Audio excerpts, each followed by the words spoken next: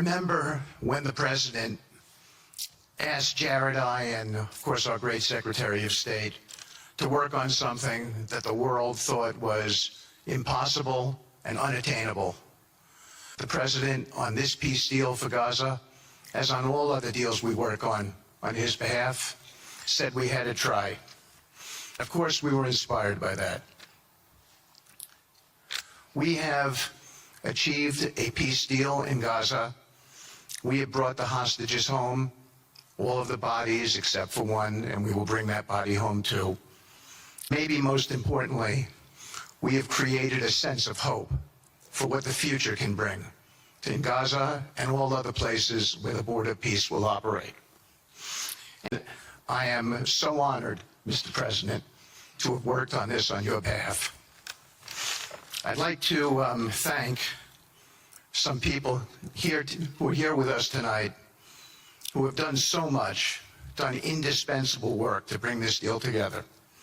Sheikh Mohammed, my good friend from Qatar, and Ali Al-Tawadi,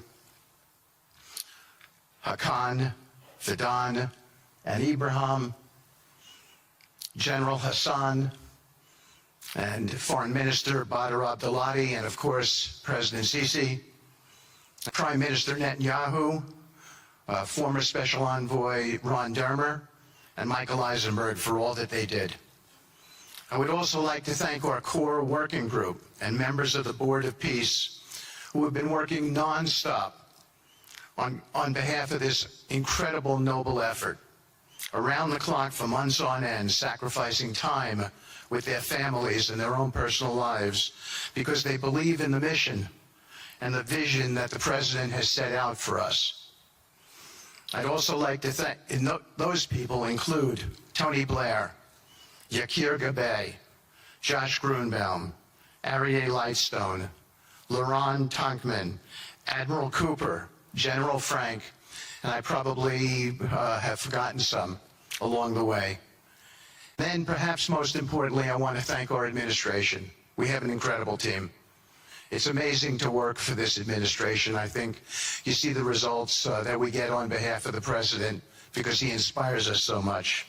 I'd like to thank the Vice President of the United States, J.D. Vance, for all of his help and guidance, our Treasury Secretary, of course, the Secretary of State, who we work hand in glove with, and a special thanks to our Chief of Staff, Susie Wiles, who is always available to us for consultation, for steering, and for all else that she does. Thank you.